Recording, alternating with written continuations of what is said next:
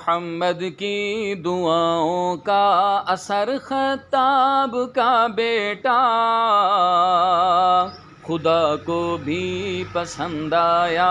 عمر خطاب کا بیٹا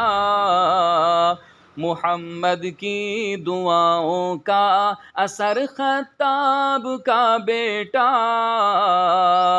خدا کو بھی پسند آیا عمر خطاب کا بیٹا